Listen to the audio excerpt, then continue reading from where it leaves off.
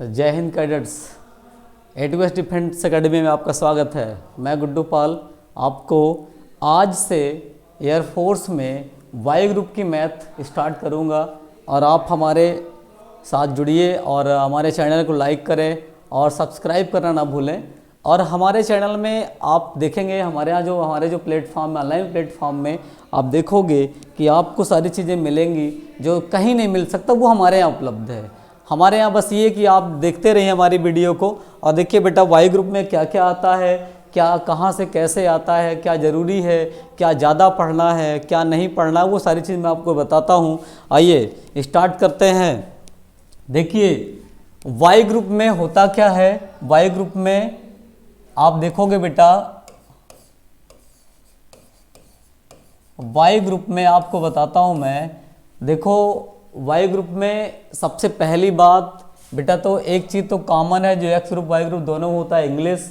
English में बेटा देखोगे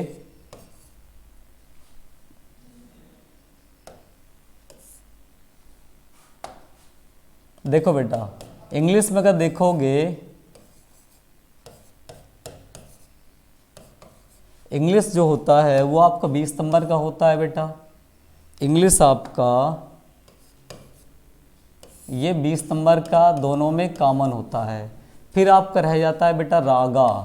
रागा जो होता है वो रागा में होता क्या है, रागा का फुल फॉर्म क्या है वो बताता हूँ मैं।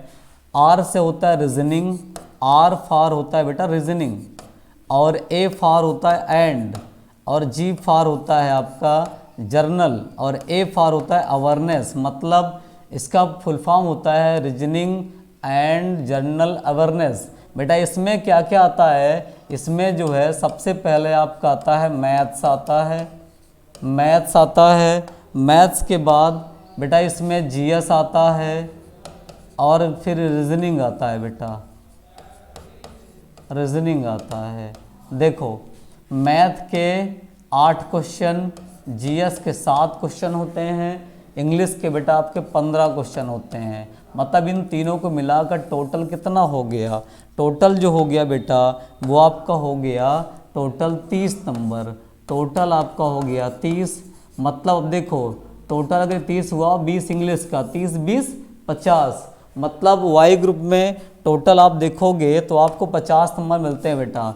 टोटल देखा जाए इंग्लिश और बीएस को मिलाकर तो 30 प्लस 20, 30 20 आता है बेटा कितना, 50। इंग्लिश दोनों में कॉमन होता है, इंग्लिश क्या होता है दोनों में कॉमन होता है। तो इसका मतलब ये है, आपको ये जो जानकारी मैंने दिया जल्दी से कहीं मिलता नहीं है बेटा, लेकिन मैं आपको बता दे रहा हूँ फिर से। वाई ग्रुप में इंग्लिश जो एक्स और वाई दोनों की कॉमन होती है, इसमें कोई डिफरेंस नहीं होता। देखो बेटा फिर एक दूसरा पार्ट आता है आपका रागा। रागा में आपको मैंने बताया कि रागा का होता है रीजनिंग एंड जनरल अवेयरनेस होता है। इसमें क्या क्या आता है, मैथ्स आता है, जीएस आता है, रीजनिंग आता है। मैथ्स के 8 क्वेश्चन, जीएस के 7 क्वेश्चन, या कभी कभी होता क्या है जीएस के 8 हो जाते हैं, मैथ के 7 क्वेश्चन होते हैं। मतलब इन दोनों का रेशियो 8 और 7 में बना रहता है। तो बेटा देखो अगर जीएस 8 हो गया तो मैथ 7 क्वेश्चन आएंगे, मीन्स 7 नंबर आएगा, 7 नंबर का ही आएगा। और English 8 number, GS sorry 8 number का आएगा। इंग्लिश आपका 20 नंबर है ही, रीजनिंग आपका 15 नंबर का आता है बेटा। देखो अब मेरा मतलब ये है कि इसमें बेटा देखो टोटल जो देखा 8 7 15 15 पर 30, 30 नंबर ये हो गया, इतने को मिलाकर 30 नंबर का हो गया बेटा। इसके बाद इंग्लिश 20 का है, मतलब 30 20 50, टोटल मिलके 50 बनता है।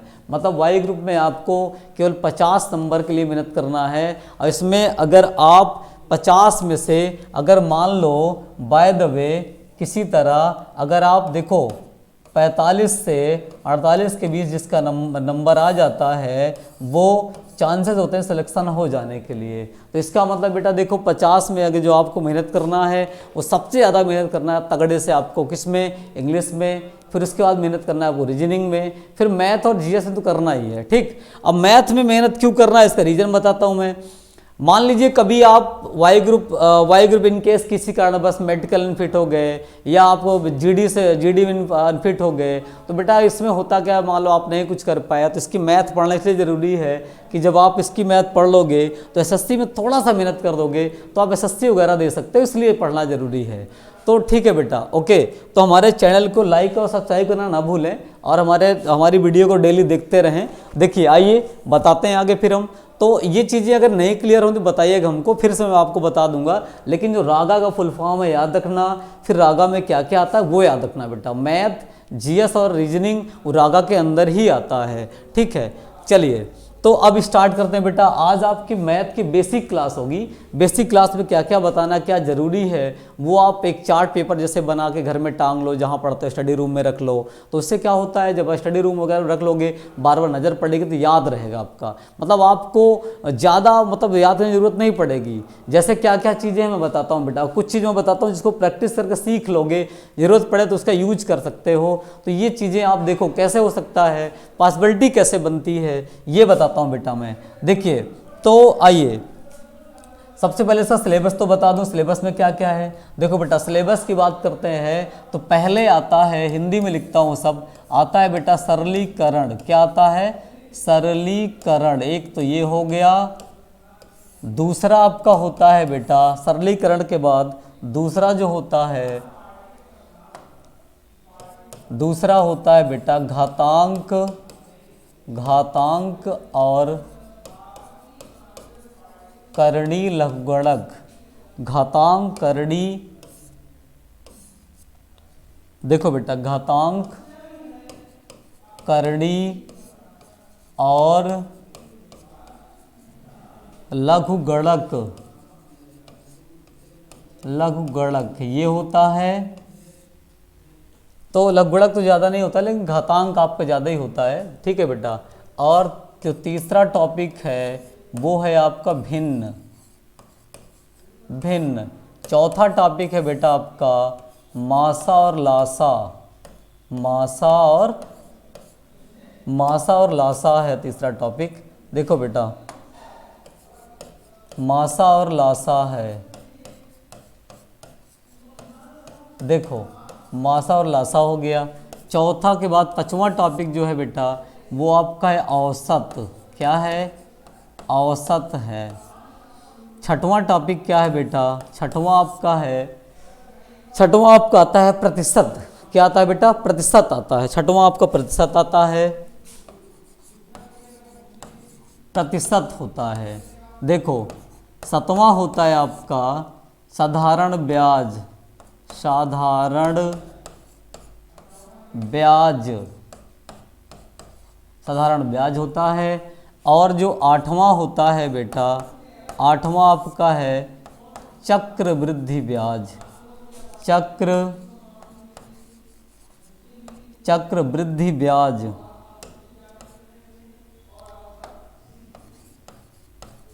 चक्रवृद्धि ब्याज है, देखो बेटा। और जो आपका इसके बाद नौवां है वो है आपका प्रतिशत। क्या है, प्रतिशत।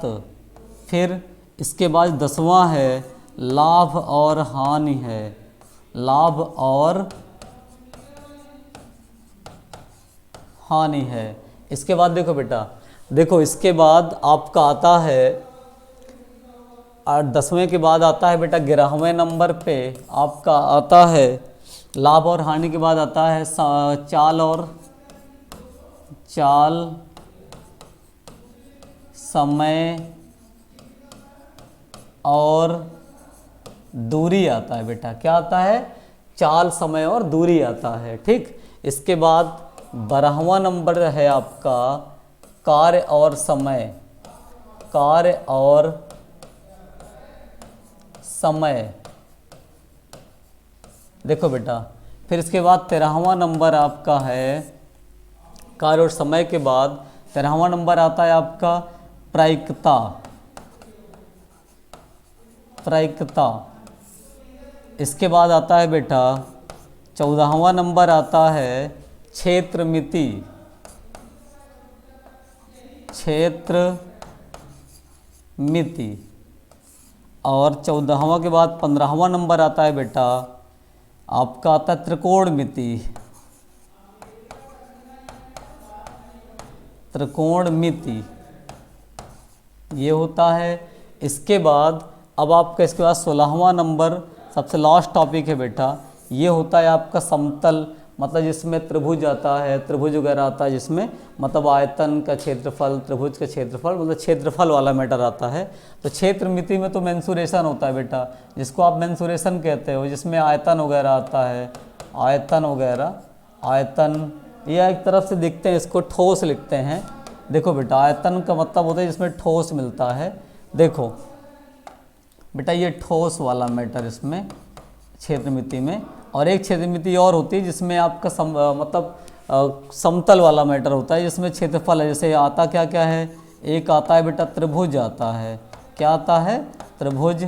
उसके बाद होता है आयत, आयत के बाद आता है वर्ग, फिर चतुर्भुज, ये ऐसे आता है चतुर्भुज। ये बेटा इतने आपके सिलेबस हैं, इससे ज़्यादा आपको कुछ नहीं आता है। तो इसका मतलब देखो बेटा ज़्यादातर पढ़ने क्या हैं, ज़्यादातर आपको पढ़ने हैं वो मैं शुरू से फिर से बताता हूँ बेटा। देखो आपका जो सिलेबस है, ये मैंने जो लिखा आपको दिखाया बेटा, देखो इसमें जो है आप देख रहे हो, आप अपने सिलेबस को गौर से देखिए बेटा। यहाँ पे ये आपका सरलीकरण है, पहला सिलेबस ये स्टार्ट होता है, तो सरलीकरण है, फिर घातांक है, फिर आपका भिन्न है, फिर आपका मासा लासा है, फिर आपका औसत है, फिर आपका प्रतिशत है। देखो बेटा ये प्रतिशत जो है ये ज़्यादा इम्पॉर्टेंट है बेटा, ये इम्पॉर्टेंट है, प्रतिशत ज़्यादा इम्पॉर्टेंट है, ज़्यादा आता है। प्रतिशत के साथ ये तीनों भी इम्पॉर्टेंट हैं, ये तीनों इम्पॉर्टेंट है बेटा, इनसे क्वेश्चन ज़रूर आता है कुछ भी हो। देखो दिन का सूर्य निकलना नहीं भूलेगा, दिन का सूर्य निकलना भूल जाएगा, लेकिन इनसे क्वेश्चन आना तीनों से नहीं भूलेगा, एक क्वेश्चन इनसे ज़रूर रहता है बेटा। इसके बाद प्रतिशत भी इसी के साथ है। देखो तो इसका मतलब ये है बेटा कि अब अगर देखा जाए ये हो गए, इनसे क्वेश्चन तो कभी कभी आता ही है, उसके बाद बेटा एक क्वेश्चन आपका इनसे कार्य और समय से होता है, ये भी आपका ज़्यादा इम्पॉर्टेंट है, ये भी इम्पॉर्टेंट है बेटा। उसके साथ ये भी इम्पॉर्टेंट है, चाल समय और दूरी भी इम्पॉर्टेंट है। इसके बाद बेटा देखो लाभ हानि भी इम्पॉर्टेंट है आपका ज़्यादातर। इसके बाद अब इसमें जो है बेटा देखा जाए, देखो इसके बाद यहाँ पे अब आपको मिलेगा प्रायिकता बेटा, इससे भी एक आध क्वेश्चन आते हैं, और ये भी इम्पॉर्टेंट है बेटा, इससे भी आता है आपका, ये भी इम्पॉर्टेंट है। त्रिकोणमिति से कभी कभार एक आध क्वेश्चन आ जाता है हालांकि। देखो बेटा तो इसका मतलब यहाँ तक जो जितने इंपॉर्टेंट मैंने बताया है ये इंपॉर्टेंट है आपके, ठीक है। तो सिलेबस भी नोट कर लेना आप। सिलेबस नोट करने के साथ साथ आप ये याद रखना कि किसको कैसे कैसे पढ़ना है वो मैं खुद ही बताऊँगा। लेकिन आप देखो हमारे चैनल को लाइक और सब्सक्राइब करना ना भूलें भाई, ठीक है, क्योंकि हम आपके लिए मेहनत कर रहे हैं। तो आप ये इतना तो काम कर ही सकते हो ना, कि क्या जाता है आपका लाइक और सब्सक्राइब करने में, कुछ जाता थोड़ा ना है भाई, आप ही के लिए तो कर रहे हैं। और देखो एक बार फिर से बता दूं मैं, हमारे यहाँ जो प्रेजेंट टाइम में चल रहा है वो एक्स ग्रुप, वाई ग्रुप और एनडीए एयरफोर्स, एनडीए और सीडीएस का सारा बैच चल रहा है। और अगर आप चाहो तो हमारे यहाँ ऑनलाइन ऑफलाइन जुड़ सकते हो। कॉन्टैक्ट नंबर हमारा इसमें आपके चैनल में जुड़ा हुआ है, ये आप देख सकते हो, कोई दिक्कत नहीं है, ठीक है। और आप कॉन्टैक्ट कर सकते हो, आके ब्रांच हमारी कादिलपुर में है, कादिलपुर बीबीएससी स्कूल के पास आइए, और यहाँ बोर्ड लगा है, आपको पता चल जाए कहाँ पास चलता है, ठीक है। और ऑफिस आपकी जो खुलेगी वो सुबह 7 बजे से स्टार्ट होता है, शाम को 6 बजे तक खुला रहता है, आप आके मिल लीजिए। अगर आपको ऑनलाइन ना करके ऑफलाइन करना है फिर भी ऑनलाइन में जुड़े रहिए, कोई दिक्कत नहीं है, आपको समझ में आएगा। जहाँ समझ में ना आए ज़रा सा बताइएगा हमको, जितनी बार समझे उतनी बार बताइए, लेकिन ये है कि आप पढ़िए ज़रूर। बेटा देखो होता क्या है, अगर आपको वाकई कम टाइम में लगे कि आपको भाई जल्दी से जॉब करना है, नौकरी करना है, कुछ अच्छा करना है, तो कम टाइम में ये है कि बेटा देखो 12th के तुरंत बाद आप अच्छे से प्रिपरेशन करिए, 6 महीने में सिलेक्शन लीजिए, आराम से आप नौकरी करिए, आगे बढ़िए, और आपका प्रोग्रेस होगा, आपके परिवार का भी प्रोग्रेस होगा। भाई सबसे पहले अगर आप खुद से सोचोगे तभी कुछ हो पाएगा, नहीं कुछ होने वाला नहीं है। बहुत सारे लोग तो 12th के बाद बड़े बड़े शहरों में चले जाते हैं पढ़ने, लेकिन बाद में क्या होता है कि वापस आ जाते हैं लौट कर, कुछ नहीं कर पाते हैं। और ये मैं नहीं चाहता कि ऐसा हो, मैं तो चाहता हूँ भाई कि आप कम टाइम में ज़्यादा कुछ हो जाए। तो ये सारी चीज़ अगर आपको अच्छा कुछ करना है तो हमारे चैनल को लाइक और सब्सक्राइब करें और डेली हमारी वीडियो देखते रहें। आइए चलते हैं, दिखाते हैं आपको कैडेट्स जो लोग तैयारी कर रहे हैं, डिफेंस में जाना चाहते हैं, उनको मैं फिर से एक बार फिर स्वागत करता हूं। आइए हमारे चैनल को लाइक और सब्सक्राइब करें। और देखिए मैं आपको सबसे पहले बेसिक पढ़ाता हूं जो बेटा इनके सिलेबस से बाहर है, सिलेबस में नहीं है, सिलेबस से हट के है, लेकिन बेसिक में क्या क्या है वो चीज़ आप देख लो जो ज़रूरी चीज़ें बेटा। जैसे देखो सबसे पहले बेटा मैं आपको बता दूँ, जैसे आप संख्याओं का स्क्वायर वगैरह और इसका घनमूल वगैरह, वर्गमूल वगैरह सब, ये सब देखो स्क्वायर, घनमूल, वर्गमूल, ये सब क्या करोगे आप एक चार्ट पे लिख लो। लिखने के बाद अपने स्टडी रूम में सामने कहीं लगा दो, जिससे आपको नज़र पड़े तो आपको याद होता रहे, कभी भूलोगे नहीं, ठीक है। तो छोटा सा आपको बताता हूँ मैं। जैसे बेटा देखो, अगर स्क्वायर करने का तरीका बताता हूँ मैं, अगर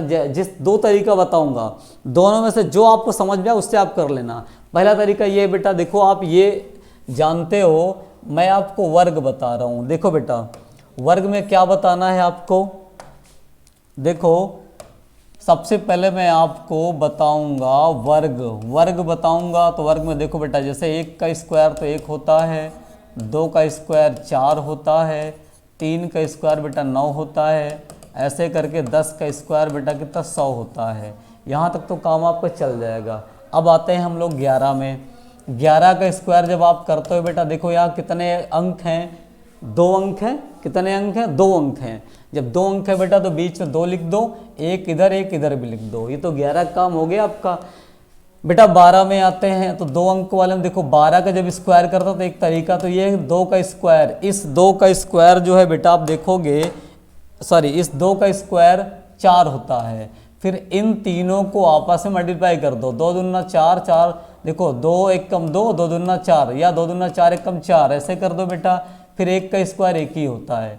फिर इसके बाद अगर आप 13 करोगे बेटा, 13 का देखो, 13 का ये स्क्वायर लिखता हूँ मैं। 13 के स्क्वायर में आप देखोगे 3 का स्क्वायर बेटा होता है 9, फिर 3 दूना 6, 6 1 कम 6, 3 1 कम 3, ऐसे कर लेना। आप यहाँ पे 3 का स्क्वायर 9 होता है, 3 का स्क्वायर 9 लिख लो बेटा, फिर 3 दूना 6, इनको मल्टीप्लाई कर लो आप, 6 हो गया। फिर 1 का स्क्वायर 1 ही होता है, ये लिख देंगे सीधे, ठीक है।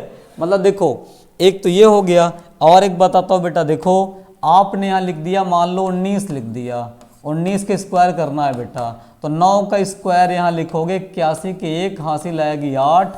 फिर देखो 9 दूना 18, 18 8 26 के 6 हासिल कितनी होगी बेटा 2। अब 1 का स्क्वायर होता है 1, और 1 में 2 जोड़ दो, जो हासिल आपकी आई है जोड़ दो, कितना हो जाएगा 3, मतलब 361 हो जाएगा, ठीक। और बताता हूँ, जैसे मान लो ये 24 लिखा है बेटा, 24 का स्क्वायर, 4 का स्क्वायर होता है 16, 16 के 6 हासिल 1 होगी। फिर देखो बेटा अब इन तीनों को मल्टीप्लाई करना है आपको, 2 चौक को 8,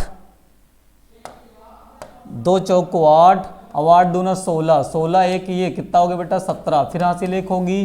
फिर 2 का स्क्वायर 4, 4 1 कितना होगा 5, मतलब 24 का स्क्वायर होता है 576 होता है बेटा, ठीक। एक तरीका तो ये स्क्वायर करने का 2 अंक का।